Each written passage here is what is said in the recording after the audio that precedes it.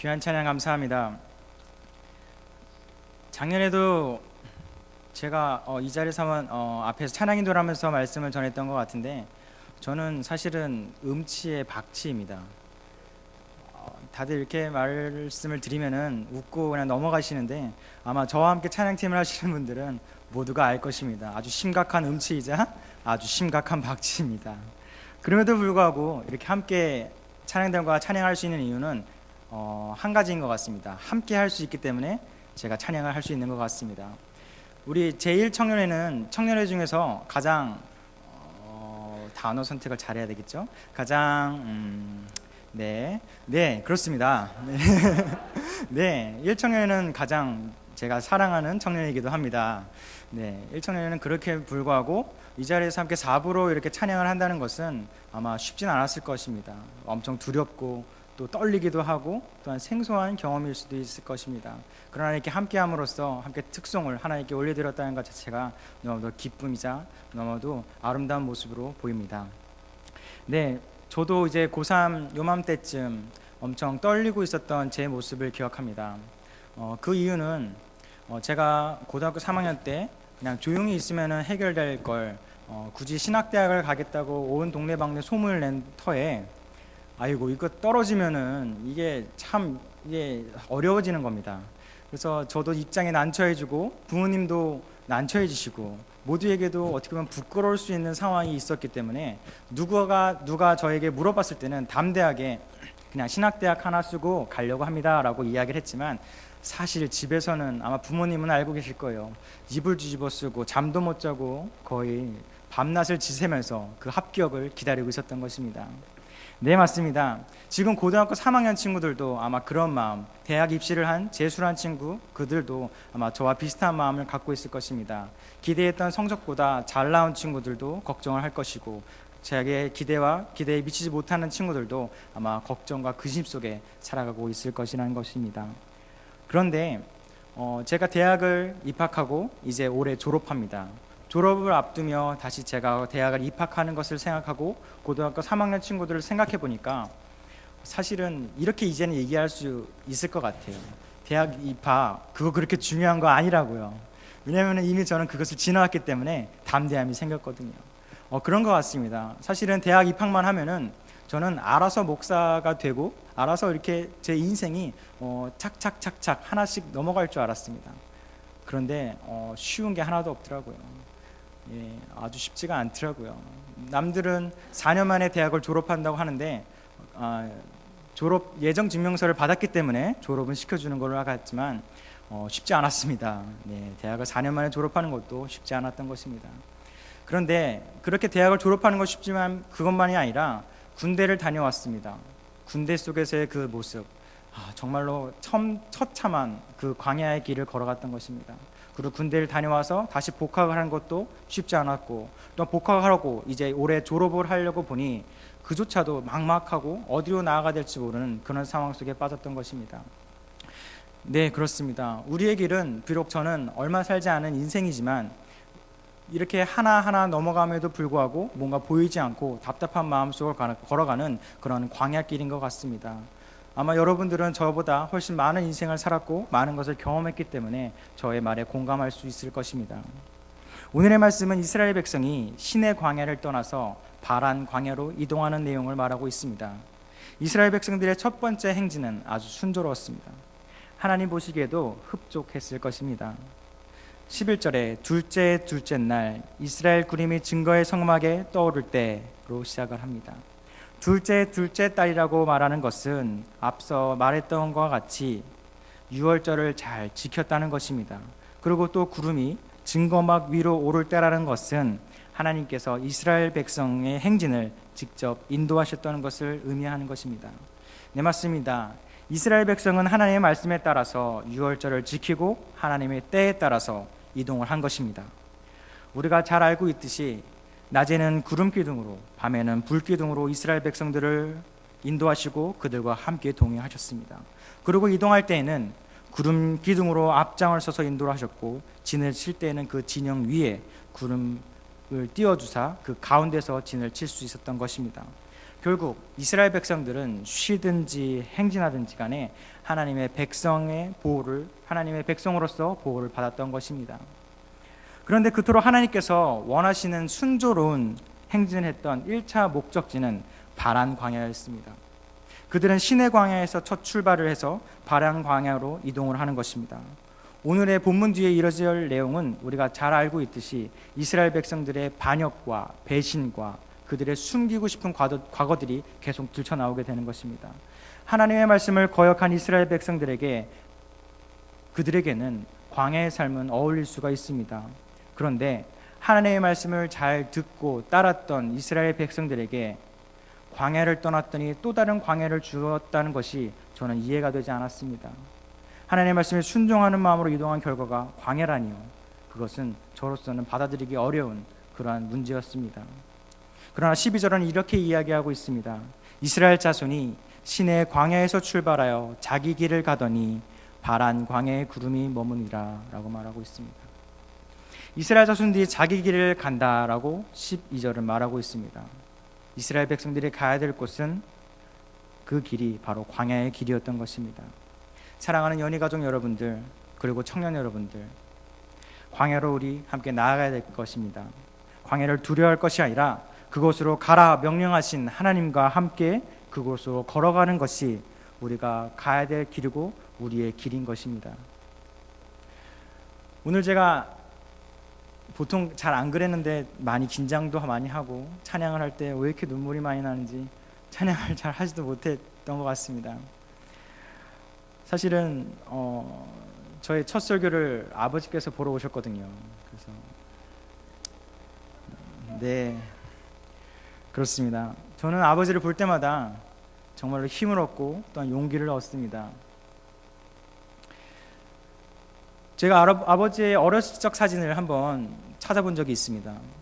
그때 사진은 보통 이제 어렸을 적 사진을 하면은 이제 지금까지 남겨놓은 사진이라고 한다면은 뭔가 자식들에게나 다른 사람들에게 자랑하고 싶고 나도 어렸을 때는 잘 살았다라는 것을 드러내고 싶은 뭐 그런 걸 남겨놓지 않겠습니까? 그런데 하필 제가 처음으로 본 아버지의 어릴 적 사진은 흑백 사진인데도 불구하고 딱 보고 알았습니다. 아주 힘들게 살았다는 것을 딱 보고 알았습니다. 책상에 앉아 있던 건지 벽에 기대고 있던 건지 좀 그 당시에는 사진 찍는 게 비쌌을 거라고 생각이 되는데 왜 거기서 찍었는지 이해가 안 되는데요. 벽에 반은 무너져 내린 것 같았고 벽돌이 보이는 그런 집에서 그 해맑게 웃고 사진을 찍으셨더라고요. 그것을 보는 순간 아버지의 삶은 쉽지가 않으셨구나라는 것을 알게 되었습니다. 아버지께서는 저에게 중고등학교의 저의 그 방황의 시절, 남들에게 말할 수 없는 비밀의 시절 때 이렇게 말씀하셨습니다. 아버지는 어렸을 때 가난이 정말 싫어서 노력을 많이 하셨다고 저에게 말씀을 많이 하셨습니다. 그래서 남들보다 열심히 노력하고 남들 쉴 때 일하고 남들 쉴 때 공부하고 노력을 많이 했다고 합니다. 어느 정도였냐면 저희 할아버지가 직접 저에게 말씀해 주신 건데 여름철에는 이제 습해지고 여름에 기온이 올라가다 보니까 이제 공부를 하다 보면은 이제 엉덩이에도 이제 땀띠가 나지 않겠습니까? 그런데 그 땀띠가 땀띠로 남는 것이 아니라 진 물러서 이제 진이 나올 정도로 공부를 했다고 하는 것입니다. 저는 그 얘기를 그저 그냥 중고등학교 때는 뭐 진도 날 수 있고 땀띠도 날 수 있는 거지라고 이해가 됐었는데 글쎄요, 그게 지금 생각해 보니 정말로 뼈를 깎고 피를 말리는 그런 노력이었다고 생각이 되는 것입니다. 아버지의 인생은 그렇게 흘러갑니다. 그렇게 피나는 노력을 끝에 의학대학에 입학을 하시죠. 그런데 웬걸 의학대학에 입학하자마자 아버지는 아마 그렇게 생각했을 것 같아요. 나도 이제 의사가 될 학생이니까 인생 풀렸다라고 생각을 하실 수 있을 것 같아요. 그런데 아버지의 말씀은 그런 기분 좋은 이야기들이 아니었습니다. 입학을 하고 보니 나보다 공부를 잘하는 이들이 수두룩하고 나보다 돈 많은 이들이 더욱더 많았다라고 말씀하시는 겁니다. 결국 그 피나고 어려운 광야의 길을 넘어서 의학대학에 들어갔지만 그것이 행복하고 즐겁고 편안한 길이 아니었다는 것입니다. 그 길이 또 광야였던 것입니다. 의학대학을 졸업하고 행복한 삶이 펼쳐졌을까요?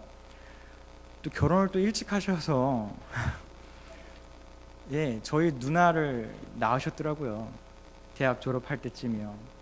그러고는 뭐가 부족했는지 저를 낳으시고 또 뭐가 그렇게 욕심이 많으신지 7년 뒤 저희 막내 동생을 낳으시게 됩니다. 이제 진짜 광야의 길에 들어진 것이죠. 이제 첫 번째 광야 보내고 두 번째 광야 보내고 이제 세 번째 광야가 고등학교 2학년에 자라나고 있습니다. 아마 저희 부모님은 그런 광야를 거쳐 또 다른 광야로 이동하고 있을 것입니다. 네, 맞습니다. 우리는 지금 당장은 우리 앞에 있는 것이 광야라고 생각되고 해결할 수 없는 것이고 너무도 남들과 비교해서는 너무도 나 혼자 어렵다고 생각하지만, 그렇지만 우리의 인생은 결국 돌이켜보고 지나보면은 똑같은 광야에서 시작해 광야로 끝나는 인생이라고 저는 아버지의 모습을 보고 생각이 듭니다. 자, 그렇다면은 그저 광야만 바라보고 낙담하고 난 안 될 거야 라는 그런 부정적인 마음을 갖고 그냥 인생을 살아야 될까요? 그것은 아니죠. 그렇다면 우리가 앞으로 나아가기 위해서는 무언가를 바라봐야 될 것입니다. 우리는 무엇을 바라봐야 될까요? 14절의 이하에 말씀하고 있습니다. 선두로 유다 자손의 진영의 군기에 속한 자들이 그들의 진영별로 행진하였으니. 아멘. 이렇게 말씀하고 있습니다. 이스라엘 백성이 바라본 것은 자신들의 군대의 깃발을 바라보고 나아갔습니다. 선두에 있는 유다 자손의 군대 진영이 이스라엘 온 백성들을 이끌었습니다. 르우벤, 시므온, 레위, 유다, 단, 납달리, 갓, 아셀, 이사갈, 스불론, 그리고 요셉의 두 아들 에브라임과 므낫세까지 그 12지파를 이끌고 그 깃발을 보며 나아갔습니다. 앞장선 그 주님의 군대가 두려움 없이 전진하기 시작합니다. 그들은 두려움이 없었고 주님과 함께 동행하는 삶을 살았습니다. 그러나 아무리 훈련을 잘 받은 군사라 하더라도 앞에 서서 앞장서서 나간다는 것은 쉽지 않은 일인 것입니다. 불안했을 것입니다. 그러나 그들은, 그 선봉자들은 하나님을 바라보고 하나님의 구름기둥과 불기둥을 바라보고 전진하며 나아갔습니다. 그리고 유다 지파의 그 군대의 깃발이 멈추면 온 이스라엘 백성은 그 자리에 진을 치고 그 자리에 머물렀습니다. 그리고 하나님께서 구름기둥과 불기둥으로 이동하시고 유다 지파의 군대 깃발이 이동하면 이스라엘 온 백성들은 그 깃발을 따라서 일제히 움직였던 것입니다. 바로 광야에서 또 다른 광야로 말이죠. 우리 교회도 그렇습니다. 모두가 갖고 있는 생각과 요구가 다양하게 있을 것입니다. 하나님께 보다 좋은 것을, 귀한 것을 드리기 위한 마음은 우리 모두가 갖고 있을 것입니다. 그렇다 보니까 불평, 불만도 생기고, 또한 사소한 의견 다툼도 생기고, 또한 서로 간의 사역과 봉사를 하는 과정에도 의가 상하는 일까지도 생길 것입니다. 그것은 우리의 욕심이나 우리의 마음이 우리의 사역에 포함이 되었기 때문이라고 생각됩니다. 우리는 우리의 마음이나 우리의 욕심에 따라서 모든 일과 우리의 인생을 결정해서는 안 됩니다. 우리가 봐야 될 것은, 우리가 바라봐야 될 것은 이스라엘 백성이 그러하듯 우리의 군 깃발을 바라보고 또한 그 군 깃발이 나아가는 하나님의 방향과 함께 동행해야 된다는 것입니다. 우리에게도 이스라엘 백성에 보여주셨던 그 기적을 보여주실 것입니다. 그 이스라엘 백성을 홍해의 기적을 보여주셨던 것 같이 그러한 기적을 말이죠.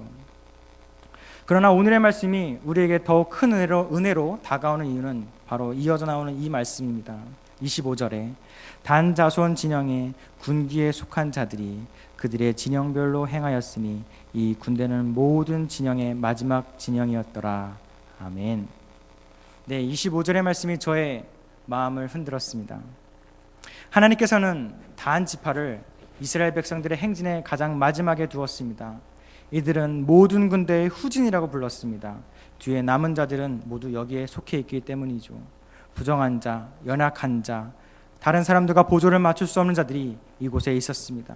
하나님께서는 단 지파를 가장 마지막에 두어서 뒤처진 이들을 챙기고 함께 이끌었습니다. 많은 성서학자들은 이렇게 이야기합니다. 12개의 지파 중에 가장 강력하고 가장 강한 군대는 단 지파였다고 말이죠.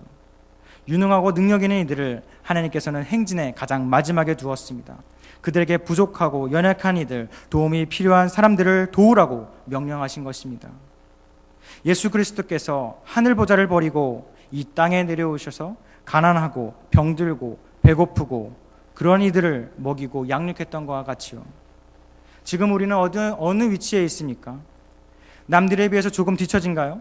다른 사람들은 좋은 대학에 다니고 좋은 직장에 취직하고 좋은 가정을 꾸리며 잘 사는 것 같은데 나의 모습은 보잘것없고 실패한 인생이라고 생각되지는 않으신가요? 좋은 부모를 만나지 못하고 세상 기준으로 다른 사람들에게 어느 것 하나 자랑할 것 없는 인생이 불행하다고 생각되시나요? 할 수 있는 것이 없어서 그저 주님께 눈물로 기도하는 것밖에 할 수 없는 내 자신이 처량하고 너무도 바보같이 느껴지지 않으신가요? 그저 세상이 나를 어떻게 생각하고 판단할지 두렵고 떨리고 나의 어두움 때문에 답답함 때문에 소리 지르지 못하는 그러한 답답함을 갖고 있지는 않으신가요? 세상은 높이 올라가지 못하는 사람을 실패자라 부르고 앞서 나가지 못하고 뒤처진 이들을 패배자라고 부릅니다. 그러나 하나님께서는 그들을 주님의 용사로 부르시고 주님의 도구로 사용하시길 원하십니다. 단 지파를 그렇게 사용하셨듯이 우리를 주님께서 부르시고 계신 것입니다. 이 세상에 상처받고 억울함으로 어느 누구에도 털어놓지 못하는 그러한 사람들을 보살피고 사랑하라고 말이죠. 예수님께서는 세상의 희망으로 이 땅에 오셨습니다. 이 불공평하고 말도 안 되는 이 어두운 세상 속에 빛으로 오신 것입니다. 우리는 주님의 제자로서 이 자리에 앉아 있습니다. 낮은 자리를 두려워하지 마십시오. 남들보다 조금 늦어진 것에 대해서 두려워하지 마십시오. 주님께서 우리를 부르시고 사용하시기를 원하고 계신 것입니다. 눈을 들어서 위를 바라보십시오.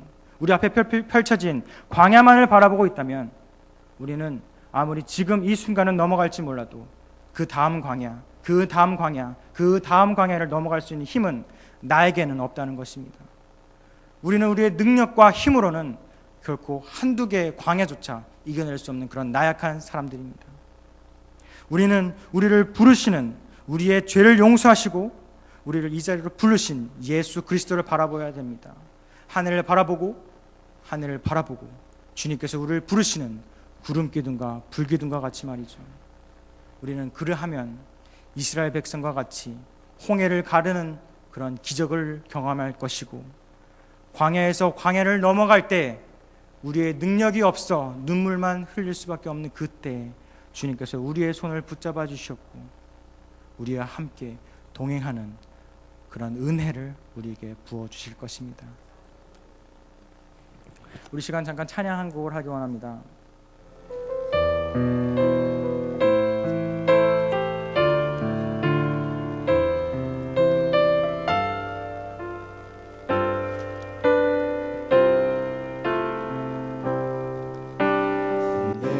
세상이 끝났을 때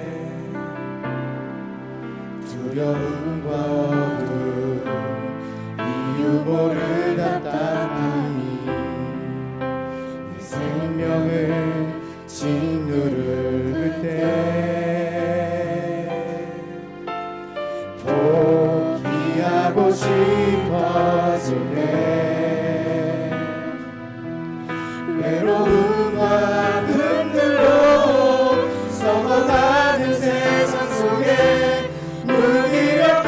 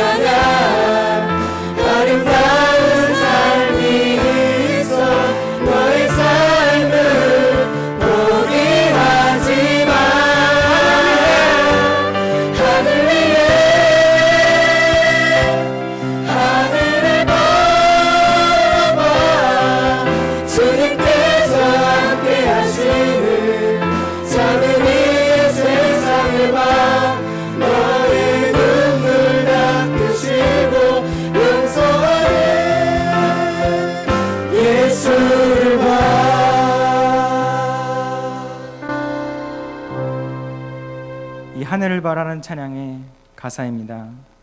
아름다운 삶이 우리에게는 약속되어 있습니다. 주님께서 함께 하시는 참 의미의 세상을 우리 함께 바라봐야 될 것입니다. 우리의 눈물을 닦아주시고 우리를 용서하시는 주님을 바라봅시다. 우리가 해야 될 것은 결정되었습니다. 요즘 미생이라는 드라마가 유행이죠. 비정규직으로 뽑힌 사원이 정규직이 되기 위해서 노력하는 그런 드라마의 내용입니다.